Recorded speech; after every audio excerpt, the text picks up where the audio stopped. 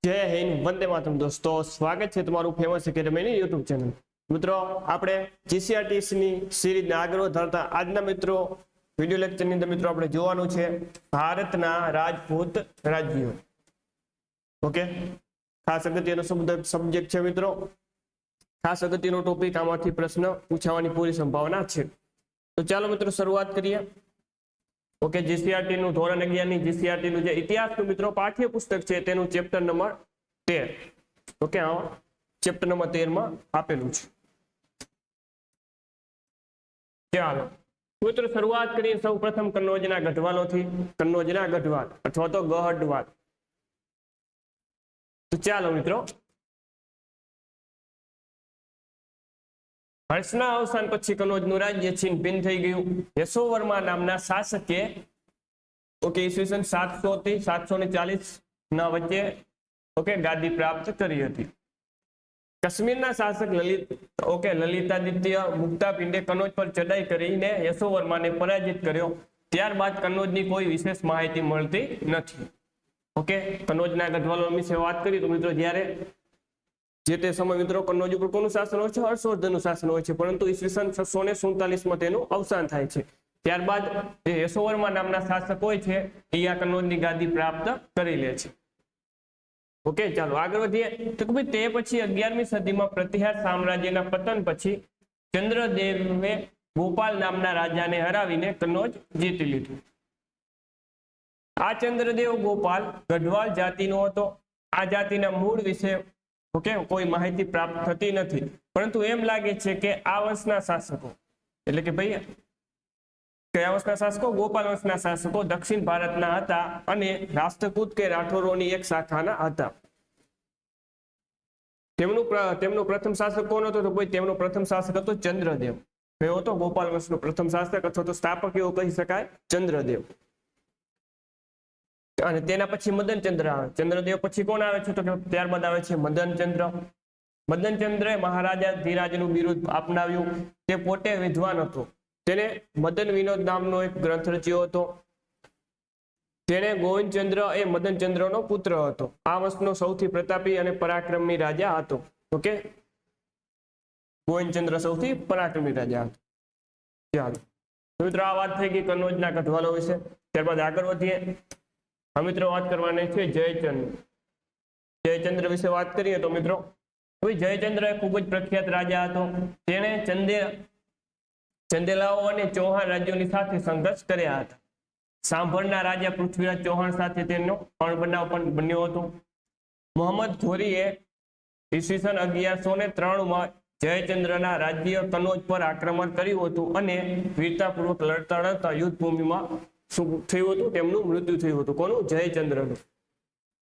Okay, ત્યારબાદ રાઠોડ રાજવીઓએ કનોજ છોડીને રાજપૂતાના તરફ પોતાની સત્તા જમાવી.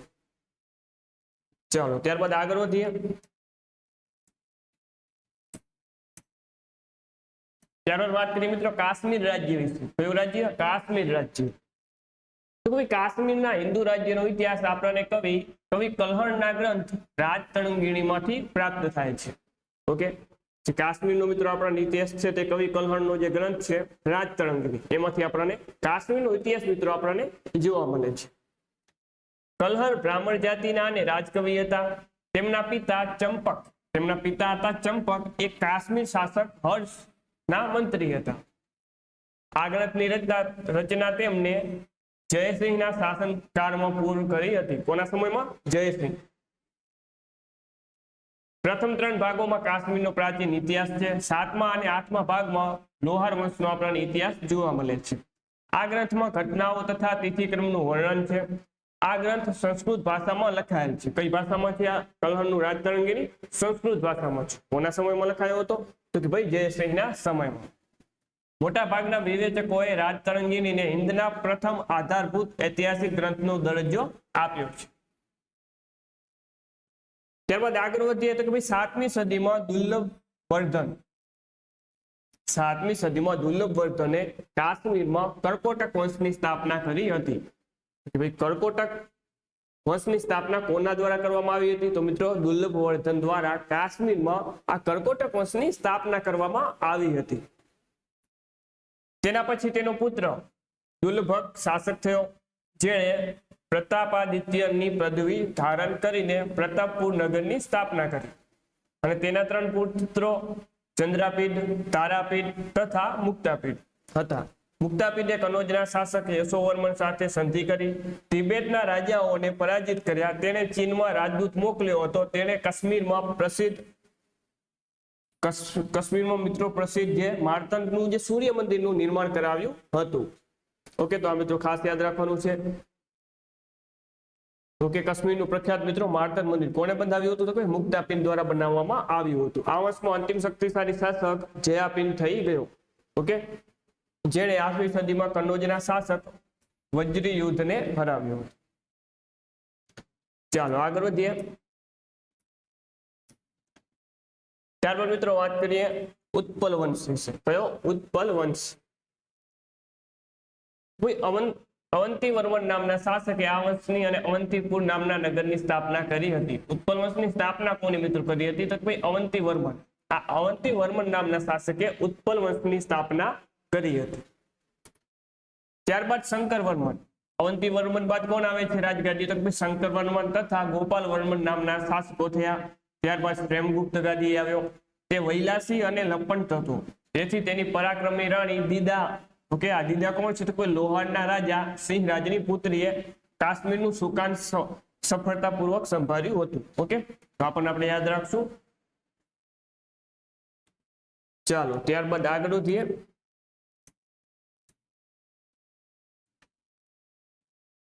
ત્યારબાદ મિત્રો વાત કરીએ લોહાર વંશ વિશે.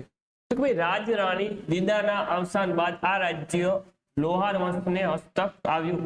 આ વંશમાં રાજા જયસિંહ થઈ ગયો, જેના દરબારમાં રાજકવિ કલ્હણનું સન્માન ભર્યું સ્થાન હતું. ઓકે, જે લોહાર વંશના મિત્રો રાજા છે જયસિંહ, તેમના સમયમાં જ કલ્હણ દ્વારા રાજતરંગીણીની રચના કરવામાં આવે છે. ઓકે, આગળ જોયું તે મુજબ લોહાર વંશનો છેલ્લો શાસક જામસિંહ હતો.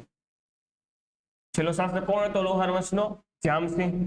ત્યારબાદ શાહમીર નામના મુસ્લિમ યોદ્ધાઓ પોતાના શાસનની શરૂઆત કરી. શાહમીરના વંશજોએ કાશ્મીરમાં શાસન કર્યું. અકબરે કાશ્મીર જીતી લઈ મુઘલ સામ્રાજ્યનો ભાગ બનાવ્યો.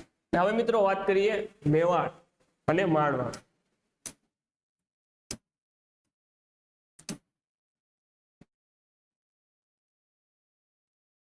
તો મિત્રો હવે વાત કરીએ મેવાડના ગોહિલો વિશે. કોઈ મેવાડના ગોહિલ પુત્રો કે ગોહિલોત જે પાછળથી સિસોદિયા રાજપૂતના નામે ઓળખાયા, તે મધ્યકાલીન ઇતિહાસમાં અનોખું સ્થાન ધરાવે છે. બપ્પા રાવળ આ વંશના સ્થાપક હતા. ઓકે, આ વંશના સ્થાપક કોણ હતા મિત્રો? એ હતા બપ્પા રાવળ. કોણ હતા? બપ્પા રાવળ. કયા વંશના? તો ગોહિલ વંશ.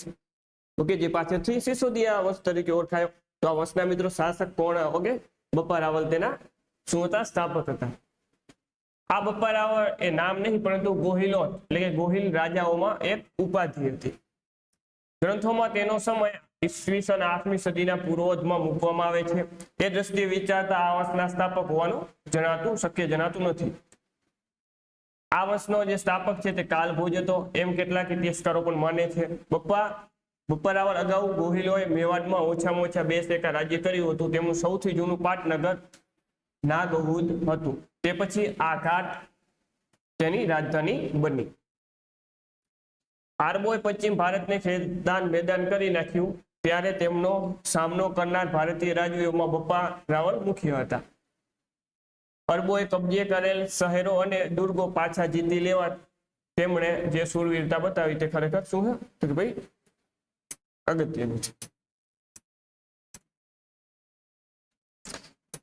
ચાલો ત્યારબાદ મિત્રો આપણે આગળ વધીએ તો કે ભાઈ ગોહિલ રાજા ભરતુપટ બીજાએ પ્રતિહારોની ચૂંટણી ફેંકી દીધી. તેને મહારાજે ધીરાજનું બિરુદ અપનાવ્યું હતું. તેના પુત્ર અલ્લતે રાજ્ય કર્યું હતું. અલ્લત હરિપદેવા નામની હોન રાજકુંવરીને પરણ્યો હતો. અલ્લટ પછી તેના પુત્ર નરવાહને રાજ્ય કર્યું. નરવાહન પછી શાલિવાહન અને ત્યારબાદ શક્તિ કુમારે ગાદી આવ્યો હતો. ઈસવીસન 10મી સદીના અંત સુધી રાજ્ય કર્યું. તેમના શાસન દરમિયાન પરમાર રાજા મુંજે આઘાટ પાટનગરનો નાશ કર્યો.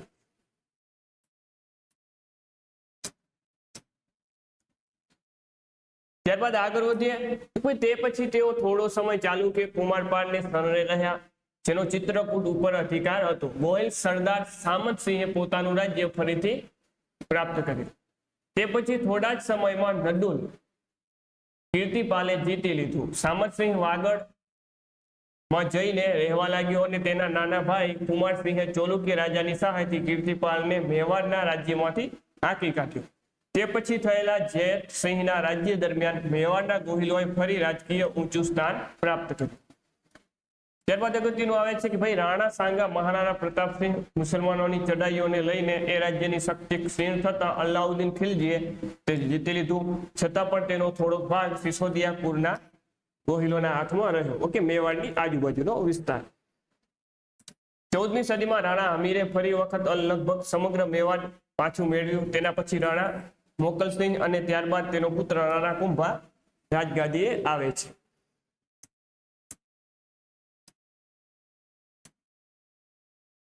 કે ભાઈ રાણા કુંભા ઘણો શક્તિશાળી રાજવી હતો. તે પોતે સાહિત્ય અને કલાનો ઉપાસક હતો.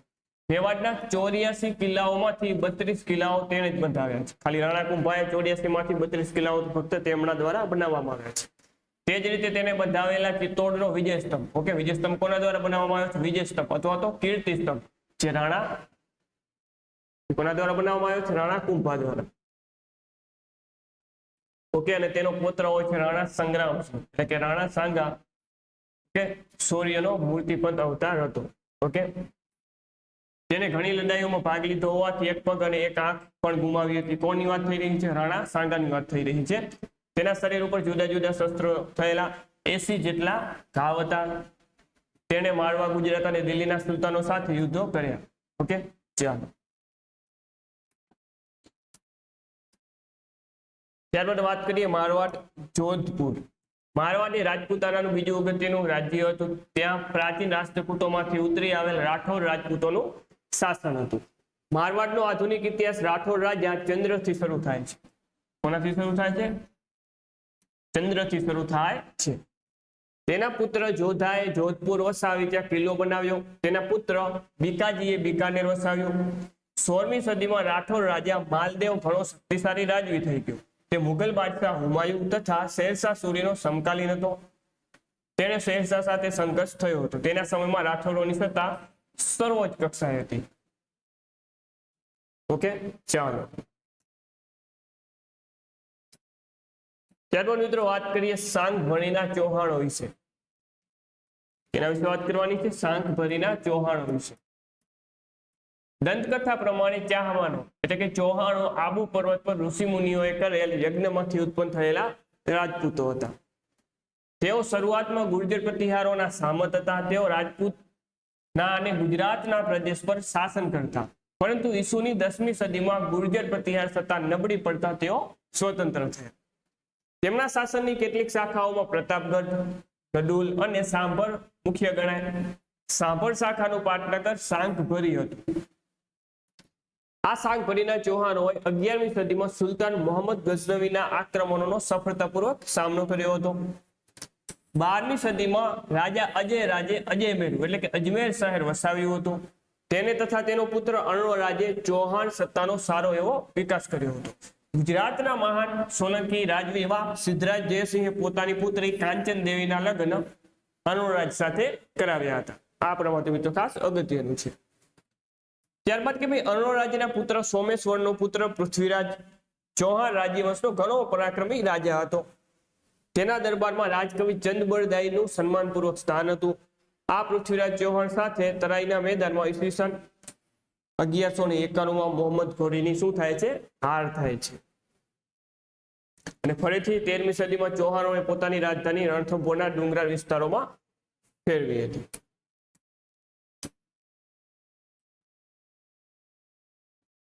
અલાઉદ્દીન ખિલજીએ છેલ્લા રાજવી અમીરદેવને હરાવીને સાંગભરીમાંથી ચૌહાણ સંતાનો અંત આવ્યો. ઓકે, સૌપ્રથમ તરાઈનું જે પ્રથમ યુદ્ધ છે પૃથ્વીરાજ ચૌહાણ અને મોહમ્મદ ઘોરી વચ્ચે લડાય છે, જેમાં પૃથ્વીરાજ ચૌહાણની જીત થાય છે. ત્યારબાદ ફરીથી 1 વર્ષ બાદ 1192માં તરાઈનું બીજું યુદ્ધ લડાય છે. ઓકે, જેમાં મોહમ્મદ ઘોરીની જીત થાય છે.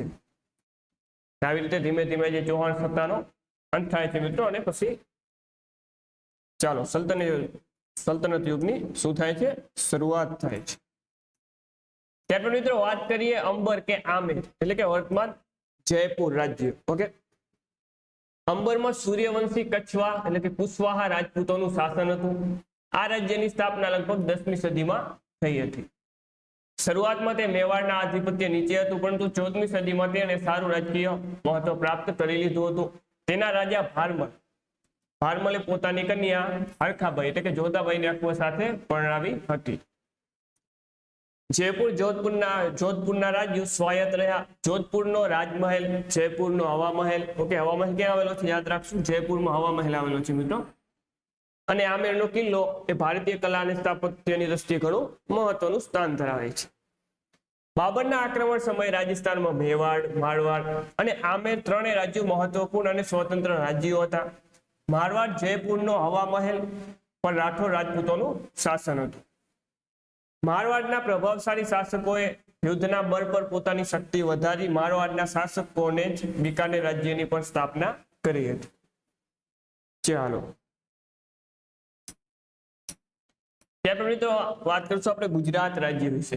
પ્રાચીન સમયથી ગુજરાત ખૂબ જ સમૃદ્ધ રાજ્ય હતું, તેથી ગુજરાતના રાજકીય અને સાંસ્કૃતિક ઇતિહાસ પર તેનો ખૂબ મોટો પ્રભાવ રહેલો છે. 7મી કે 8મી સદીમાં અહીં પણ ગુર્જર પ્રતિહારોનું સામ્રાજ્ય ચાલતું હતું. આ ગુર્જર સત્તા નબળી પડતા સારસ્વત મંડળની આસપાસ, ઓકે, સારસ્વત મંડળ એટલે કે આ મોઢેરાની આસપાસ જે છે ચાવડા વંશના લોકોએ આ પ્રદેશ પર પોતાની સત્તા જમાવી. ચાવડા વંશના રાજ્ય સામે ગુજરાતમાં જૈન ધર્મનો ફેલાવો થયો. છેલ્લા ચાવડા રાજા સામતસિંહને મારીને ચાલુક્ય એટલે કે સોલંકી ગુજરાતમાં સ્થાપના કરી છે. ઓકે, આ બધું આપણે ગુજરાતના ઇતિહાસમાં જોઈ ચુક્યા છે. ત્યારબાદ આવે છે માળવાનું રાજ્ય. તો મિત્રો વાત કરીએ કે ભાઈ 7મી સદી સુધી આ પ્રદેશ પર રાષ્ટ્રકૂટોનું શાસન ચાલતું હતું. આ રાષ્ટ્રકૂટો નબળા પડતા તેના સ્થાને પરમાર હવે લીધું. ઓકે, મારવાનું પરમાર રાજ્ય. ઓકે, પરમાર વંશમાં, ઓકે, મારવામાં કોનું શાસન હતું તો ભાઈ પરમાર વંશ. પરમાર રાજા સિયક રાષ્ટ્રકૂટોનો સૂબો હતો. તેને માળવામાં સ્વતંત્ર રાજ્ય સ્થાપીને ધારાનગરીને તેનું પાટનગર બનાવ્યું.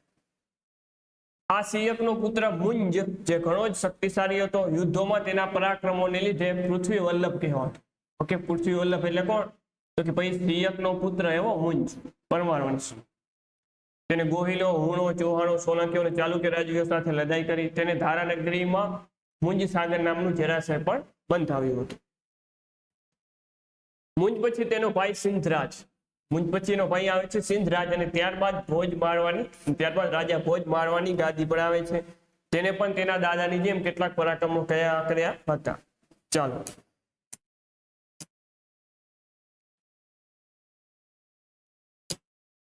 ત્યારબાદ વાત કરીએ મિત્રો ઓડિશા એટલે કે કલિંગના ગંગેય રાજ્ય.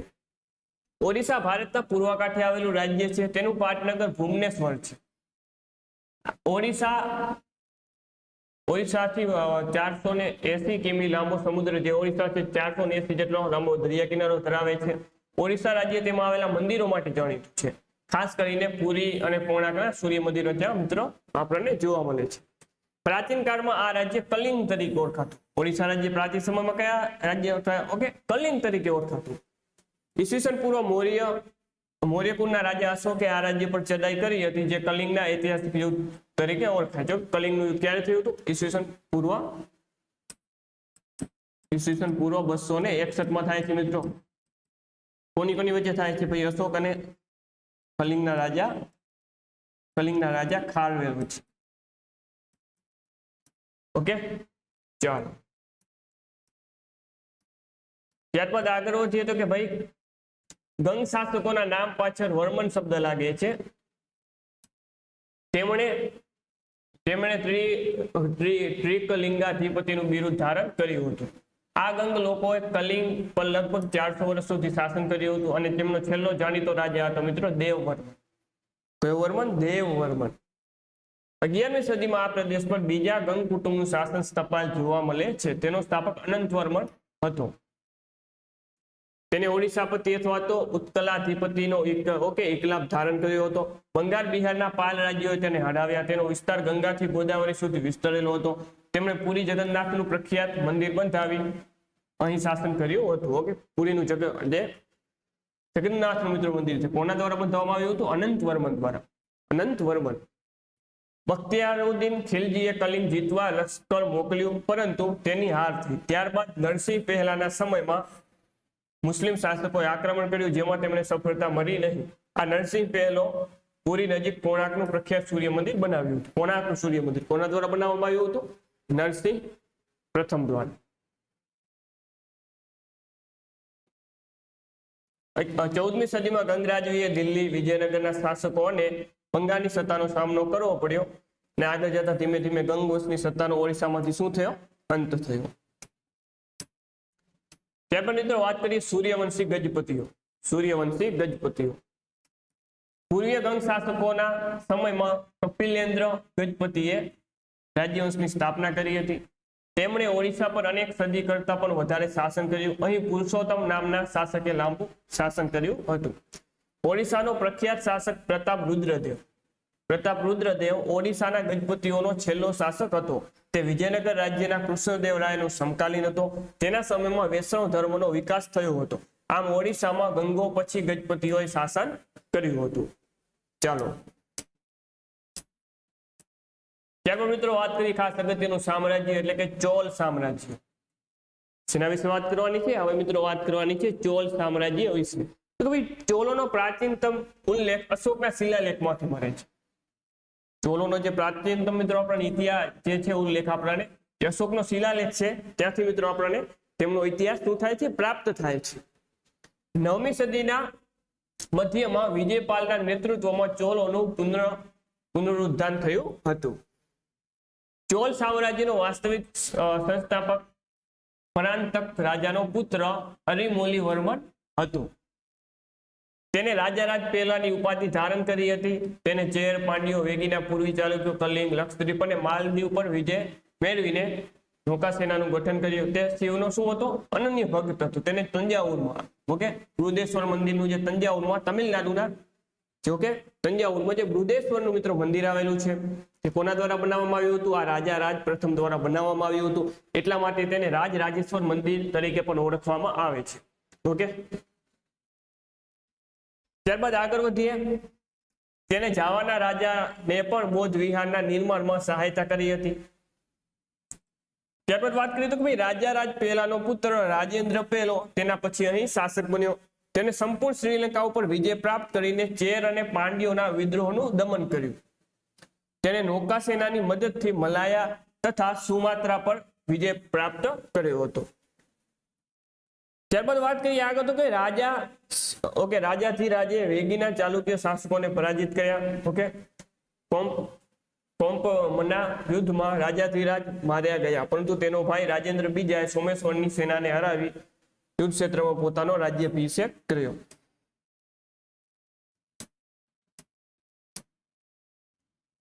ચોલ વંશના અંતિમ અને મહત્વપૂર્ણ શાસક કોણ હતા? ચોલ વંશના અંતિમ શાસક આપણે મિત્રો યાદ રાખવા પડશે. તો તે છે મિત્રો કુલોતુંગ. કોણ છે? કુલોતુંગ. તેને ચોલ અને પૂર્વી ચાલુક્યને એક કર્યા. તેના સમયે શ્રીલંકા ચોલોના અધિકાર ક્ષેત્રમાંથી બહાર થઈ ગયું. તેને પાંડ્ય અને ચેરોના વિરોધનો પણ સામનો કરવો પડ્યો. હોયસરોના આક્રમણના પરિણામે ગંગાવાડી પ્રાંત એના હાથમાંથી નીકળી ગયો. તેને પોતાના શાસનના 16મા તથા 48મા વર્ષે ભૂમિ સર્વેક્ષણ કરાવ્યું. આ કુલોતુંગ શિવ ભક્ત હોવા છતાં તેને નેત્રપત્રમાં બૌદ્ધ મંદિરો પણ અનેક બનાવ્યા હતા. ચાલો ત્યારબાદ આગળ વધીએ. ત્યારબાદ મિત્રો ખાસ અગત્યનું આવે છે દેવગીરીના યાદવો. દેવગીરીના યાદવોની વાત કરીએ તો કે ભાઈ યાદવો પોતાને શ્રી કૃષ્ણના વંશજ હોવાનું જણાવે છે. તેમનો પ્રારંભિક ઇતિહાસ જાણવા મળતો નથી. ઐતિહાસિક કાળમાં તેમના 2 રાજપુરોમાં એકનું કેન્દ્ર દેવગીરી દેવગીરી એટલે કે વર્તમાન દૌલતાબાદ ઔરંગાબાદ પાસે મહારાષ્ટ્રમાં આવેલું છે, અને બીજું હતું મૈસૂર રાજ્યમાં આવેલ દ્વાર સમુદ્ર વર્તમાનમાં જેને હાલે બીજ તરીકે ઓળખવામાં આવે છે. આ દ્વાર સમુદ્રમાં રાજપુર હોયસર નામનો ઓળખાય છે. યાદવો રાષ્ટ્રકૂટો અને પશ્ચિમ ચાલુક્યોના સામંતો તરીકે કામ કરતા હતા. તેઓ 10મી સદીમાં રાજ્ય સત્તા પર આવ્યા અને 12મી સદીમાં ઘણા શક્તિશાળી બન્યા. તેમનો પ્રથમ શાસક ભીલમ પહેલો હતો. આ સમયે દખ્ખણમાં ભારે રાજકીય ઉથલપાથલ થઈ રહી હતી. કલ્યાણીના ચાલુક્ય રાજવી સોમેશ્વર ચોથાને ત્યાંથી હાંકી કાઢી યાદવો સ્વતંત્ર થયા હતા, તેથી ભીલમ પ્રમાણે આ શાસકોને હરાવી સમ્રાટનું બિરુદ ધારણ કર્યું તથા દેવગીરીને પોતાના પાટનગર તરીકે પસંદ કર્યું.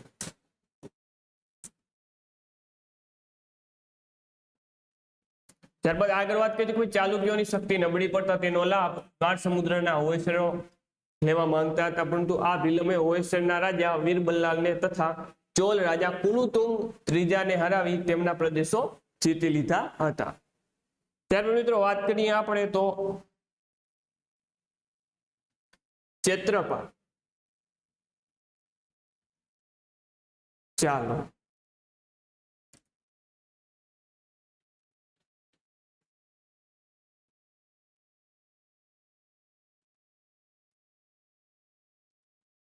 ત્યારબાદ કે ભાઈ ક્ષેત્રપાલ એટલે કે જૈતુંગી યાદવોના આ શાસકે દક્ષિણમાં કાકતીયો, ગંગો, ચોલો અને ઉત્તરમાં પરમારો અને ચોલુક્ય સાથે લડાઈ કરી ઘણા બધા વિજયો તેને પ્રાપ્ત કર્યા હતા.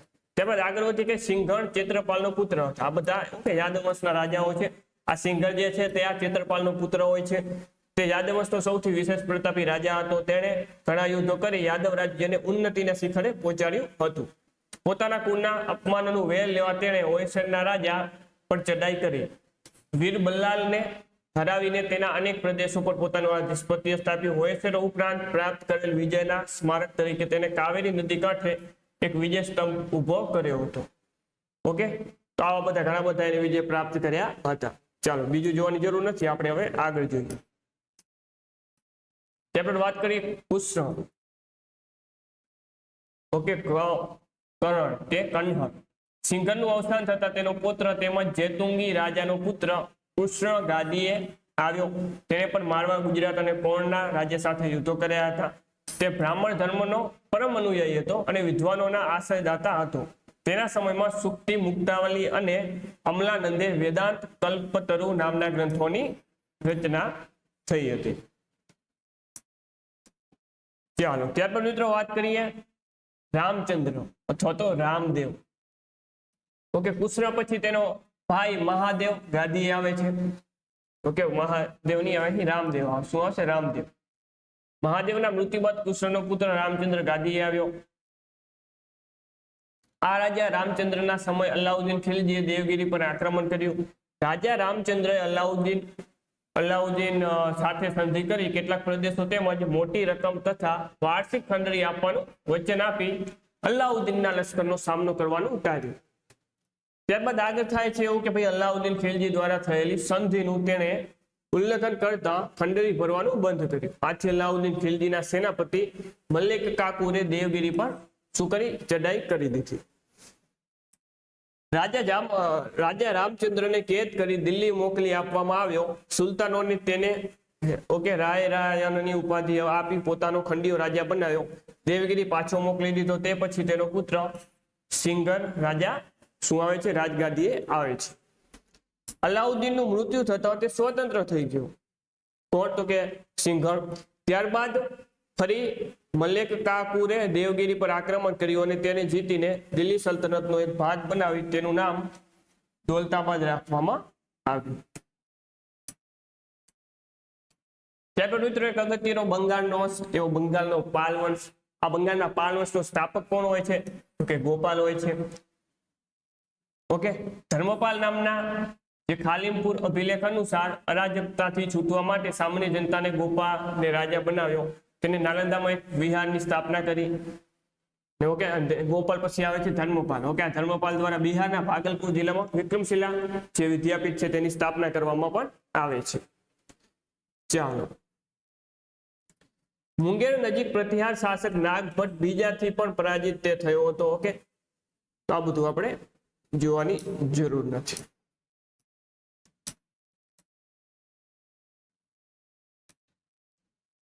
પાલ વંશનો અંતિમ શાસક મિત્રો યાદ રાખી લેશું મદનપાલ. પાલ વંશનો અંતિમ શાસક છે મદનપાલ. ત્યારબાદ આવે છે મિત્રો સેન વંશ. પાલ વંશના જે પતન પછી કયો વંશ આવે છે? સેન વંશ. અને વિજયસેન દ્વારા તેની સ્થાપના કરવામાં આવે છે. તેના મૂળ કર્ણાટકના હતા. વિજયસેન શૈવધર્મી હોવાથી તેના અનેક નગરો દેવપાડામાં શિવ મંદિર આવેલું છે. ત્યાર પછી બલ્લાલ સેન શાસક બન્યો, તેને ગોડેશ્વરની પદવી ધારણ કરી, તે પણ શૈવધર્મી હતો. બલ્લાલ સેન વિજયસેનનો પુત્ર હતો, તેને મિથિલા જીતી લીધું, તેને દાન સાગર અને અદ્ભુત સાગર નામના ગ્રંથો રચ્યા હતા. અને અંતે શું કર્યું તો કે ભાઈ જળ સમાધિ લઈને મૃત્યુ પામ્યો હતો. ત્યારબાદ આગળ વધીએ તો તે પછી લક્ષ્મણ સેન નામનો સેનવંશી રાજવી અહીંનો શાસક બન્યો. ગઢવાલ રાજા જયચંદ્ર તેમનો સમકાલીન હતો, તેના દરબારી કવિ શ્રીધરદાસ હતા. આ શ્રીધરદાસ દ્વારા સદુક્તિની રચના કરી. તેમના દરબારમાં મહાન વિદ્વાન જયદેવે ગીત ગોવિંદની રચના કરી હતી. ચાલો ત્યારબાદ આગળ વધીએ.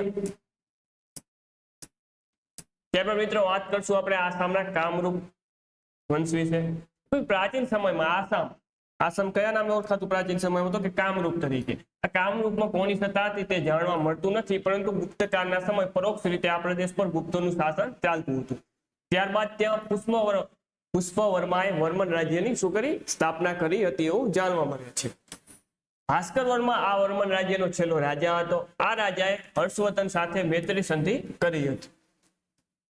ત્યારબાદ વાત કરીએ તો કે હર્ષવર્ધનના અવસાન પછી ભાસ્કર વર્માએ સ્વતંત્ર રાજ્ય સ્થાપ્યું, પરંતુ કન્નૌજના શાસકોએ તેને જીતી લીધું. તે પછી ત્યાં પછી પ્રાસ્થ વંશ અને તે પછી તેનો ભત્રીજો ગાદી આવે છે. આ જોવાની જરૂર, ક્યારું ડીપમાં પૂછાવાની મિત્રો સંભાવના નથી.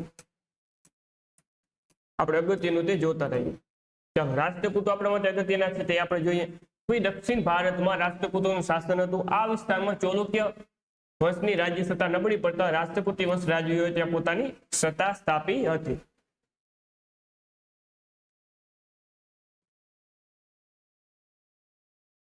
આમાં મિત્રો યાદ રાખવાનું છે. ઓકે ચાલો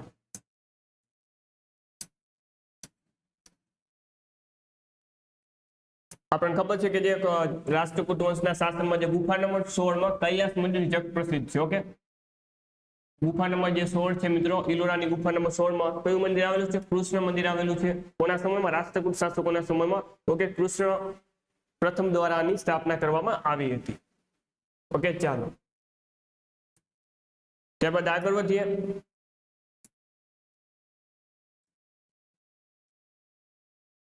અને છેલ્લે જે છે રાષ્ટ્રકૂટ સત્તાનો અંત કોના દ્વારા કરવામાં આવે છે?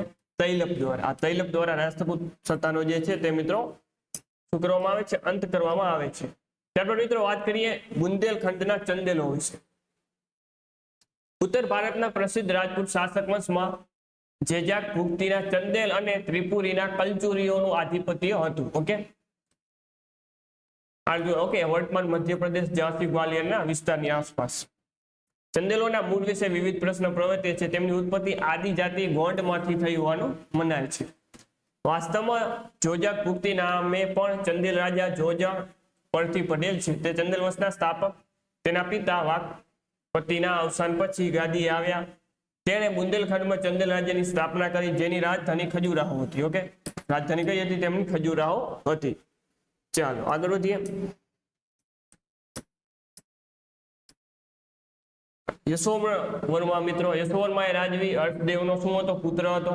લક્ષ્મી વર્મા નામે પણ ઓળખાય છે. ચાલો ત્યારબાદ આગળ વધીએ. ત્યારબાદ મિત્રો વાત કરીએ ધંગ. ધંગ કોણ હતો? તો કે યશોવર્માનો પુત્ર હતો. યશોવર્માનો પુત્ર મિત્રો ધંગ હોય છે, બાકી યાદ રાખવાની જરૂર નથી. ત્યારબાદ મિત્રો ગંડની વાત કરીએ. આ ગંડ કોણ હતો? તો ભાઈ ધંગનો પુત્ર આવે છે ગંડ. ઓકે ચાલો બીજું યાદ રાખવાની કશું જરૂર નથી. ત્યારબાદ આવે છે પરમદિદેવ. ઓકે પરમદિદેવ આ વસ્તુ જે નોંધપાત્ર હોય છે પરમદિદેવ પરમાર હોય છે. ઓકે તે મદન વર્માનો પુત્ર હતો. પૃથ્વીરાજ ચૌહાણ પોતાની બધી જ શક્તિનો ઉપયોગ કરી તેને સખત હાર આપી. ઓકે ચાલો ત્યારબાદ મિત્રો વાત કરી ત્રૈલોક્ય વર્મા. ત્રૈલોક્ય વર્મા આ પરમદિદેવનો પુત્ર હોય છે ત્રૈલોક્ય વર્મા. બાકી કશું યાદ રાખવાની આમાં જરૂર નથી. ત્યારબાદ મિત્રો વાત કરશું ત્રિપુરાના કલચુરીઓ વિશે. કલચુરીઓ કે કટચુરીઓ કાર્તિવીર્ય અર્જુનના વંશજ હોવાનું કહેવાય છે. તેઓ હોય જાતિના શાખાના હતા. હોય જાતિની શાખાના તેઓ હતા. નર્મદા નદીની દક્ષિણે અને ગોદાવરી નદીની ઉત્તરના પ્રદેશમાં તેમનું રાજ્ય હતું. જબલપુર નજીક પ્રદેશ જે દાહલ પ્રદેશ તરીકે ઓળખાતો, ત્યાં ચેદી વંશનો ઉદ્ભવ થયો હતો. તેની રાજધાની ક્યાં હતી? ત્રિપુરા. ઓકે, ત્રિપુરીમાં તેમની રાજધાની હતી. ચાલો ત્યારબાદ આગળ વધીએ. ત્યારબાદ મિત્રો વાત કરી ગાંગેય દેવ. તો પણ આ પણ મિત્રો મહાન રાજા હતો. તેમણે ત્રિકલિંગાધિપતિનું બિરુદ ધારણ કર્યું હતું. ઓકે, તેના જે મોહમ્મદ ગઝનવી અને સિદ્ધરાજ જયસિંહ સાથે પણ શું થયા હતા? સંઘર્ષ થયા હતા. ઓકે, અને આ ગાંગાદેવ પછી કોણ રાજગાદી આવે છે? લક્ષ્મીકાંત રાજગાદી આવે છે. ચાલો ત્યારબાદ આગળ વધીએ. ત્યારબાદ વાત કરી દ્વાર સમુદ્રના હોયસર. યાદવોની જેમ હોયસરો પણ પોતાને શ્રી કૃષ્ણના વંશજો માનતા હતા. આ યાદવો પોતાને યાદવકુળ તિલક અથવા ચંદ્રવંશી ક્ષત્રિય ગણાવે છે. એક જૈન ધર્મી પુરુષે એક મહર્ષિના કહેવાથી વાઘને લોખંડના સળિયા વડે મારી નાખ્યો, તેથી તેને હોયસર કહેવામાં આવ્યો, જે આગળ જતા હોયસર તરીકે ઓળખાયા. આ હોયસરોનો રાજ્ય વિસ્તાર વર્તમાન મૈસૂર પ્રદેશ હતો. તેની રાજધાની ના દ્વાર સમુદ્રમાં હતી. તેની રાજધાની હોયસર વંશની રાજધાની ક્યાં હતી? તો કે દ્વાર સમુદ્રમાં હતી. ચાલો ખાલી રાજધાની બીજું યાદ રાખ. ત્યારબાદ બલ્લાસેન આવે છે વિના. ઓકે, બાકી કશોમાં યાદ રાખવાની જરૂર. આટલું બધું ડીપમાં પૂછાવાની મિત્રો સંભાવના નથી. જીસીઆરટીમાં ખૂબ જે છે તે ડિટેલમાં આપી દીધેલ છે. બલ્લાસેન બીજું આવે છે. ઓકે, પાંડ્ય રાજ્ય મિત્ર આપણા માટે અગત્યનું છે. પાંડ્ય રાજ્યનો સૌથી પહેલો ઉલ્લેખ અશોકના શિલાલેખમાંથી આપણને જોવા મળે છે. તે ઉપરાંત સંગમ સાહિત્યમાંથી પણ પાંડ્ય રાજાઓ વિશે છૂટી છવાઈ આપણને માહિતી શું થાય છે? પ્રાપ્ત થાય છે. 8મી સદીમાં થઈ ગયેલ મારવર્મન રાજસિંહ પહેલો, તેનો પુત્ર જટિલ પરાંતક તથા 9મી સદીમાં તેનો પુત્ર શ્રીમાન શ્રીવલ્લભ એ પરાક્રમી પાંડ્ય રાજા થયા હતા.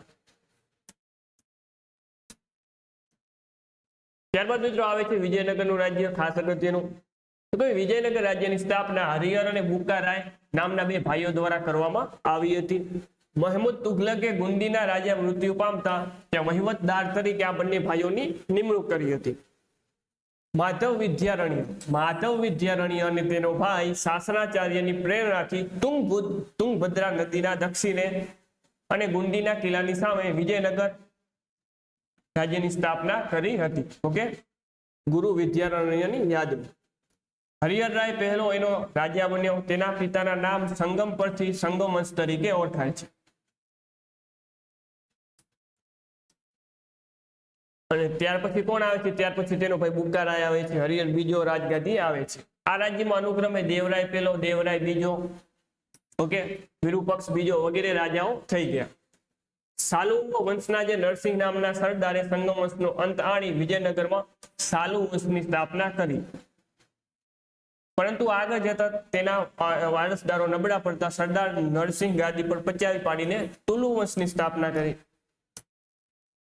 કયા વંશની સ્થાપના કરી? તુલુ વંશ. ત્યારબાદ મિત્રો આવે છે કૃષ્ણદેવરાય. ઓકે, પરીક્ષાની દ્રષ્ટિએ ખાસ અગત્યનું છે. વીર નરસિંહ પછી ગાદી આવેલ તેનો ભાઈ કૃષ્ણદેવરાય માત્ર વિજયનગર સામ્રાજ્ય નહીં પરંતુ મધ્યકાલીન ભારતના ઇતિહાસનો સૌથી મહાન રાજવી ગણાય છે. તેણે બીજાપુર અને ઓડિશાના રાજવીઓને હરાવી વિજયનગર રાજ્યનો ભારે વિકાસ કર્યો હતો. તેના સમયમાં રાજકીય, સામાજિક, આર્થિક દ્રષ્ટિએ વિજયનગરની જે સ્થિતિ છે તે ખૂબ સારી હતી. કૃષ્ણદેવ રાયના વારસદારો નબળા પડતા બીજાપુર, ગોલકોંડા અને અહમદનગરના ત્રણેય બહમની રાજ્યોએ વિજયનગર પર સંયુક્ત હુમલો કરી રાજ્યને ખેદાન મેદાન કરી નાખ્યું. તેમાંથી વિજયનગર ફરી ક્યારે પાછું બેઠું થઈ શક્યું નહીં અને અંતે 17મી સદીમાં સંપૂર્ણપણે શું થાય છે? તેનો અંત થાય છે. ત્યારબાદ વિજયનગરની સિદ્ધિઓની મિત્રો ચર્ચા કરીએ તો સૌપ્રથમ તેની શાસન વ્યવસ્થા કેવા પ્રકારની હતી? વિજયનગર સામ્રાજ્યની વહીવટી વ્યવસ્થામાં રાજા સર્વોચ્ચ વડો હતો. આ સમયે પ્રજામાં શાંતિ, સુખ, સમૃદ્ધિ વધી હતી. પ્રજા પ્રત્યે ફરજોની વિગત કૃષ્ણદેવ રાય પોતાના ગ્રંથ આમુક્ત માલયદામાં આપી છે. ઓકે, આમુક્ત માલયદા ઓકે કોના દ્વારા લખવામાં આવ્યો છે? કૃષ્ણદેવ રાય દ્વારા લખવામાં આવ્યો છે. એ સમયમાં મિત્રો જે પ્રાંતોનો ઓળો હતો તેને નાયક તરીકે ઓળખવામાં આવતો હતો. કયા નામે ઓળખવામાં આવતો? નાયક. ત્યારબાદ મિત્રો વાત કરીએ બહમની રાજ્ય. કયું રાજ્ય? બહમની રાજ્ય. દક્ષિણ ભારતમાં બધા જ મુસ્લિમ રાજ્યોમાં બહમની રાજ્ય સૌથી બળવાન રાજ્ય હતું. હસનગંગુ નામના બાહોશ સરદારે દક્ષિણમાં બહમની રાજ્યની સ્થાપના કરી હતી. કોની સ્થાપના કરી હતી? હસનગંગુ. આ હસનગંગુ દ્વારા બહમની રાજ્યની સ્થાપના કરવામાં આવી હતી. આ વર્ષમાં કુલ 18 જેટલા સરદારો થઈ ગયા હતા. કેટલા? 18 જેટલા સરદારો થયા હતા. ચાલો,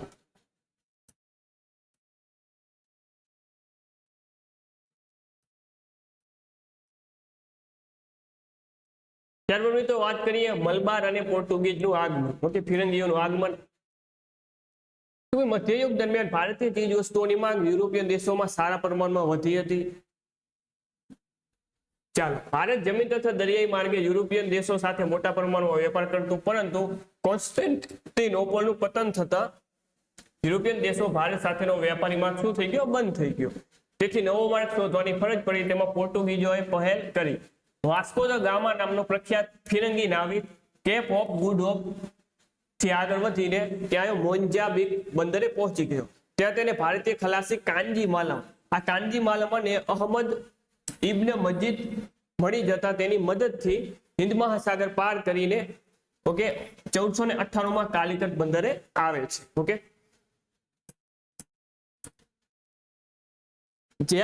જે તે સમય મિત્રો વાસ્કો દ ગામા કાલિકટ બંદરે આવે છે તે સમયે આ કાલિકટમાં સામુદ્રિક એટલે કે જામોરિન નામનો હિન્દુ રાજા રાજ કરતો હતો. વાસ્કો દ ગામાએ આ રાજા પાસે પોર્ટુગલ રાજાને ઓળખપત્રો રજૂ કરીને પોર્ટુગીઝોને વેપારના હકો અપાવ્યા. આમ ભારતમાં પ્રથમ યુરોપિયન પ્રજાએ પ્રથમ પ્રવેશ તેમને કર્યો હતો.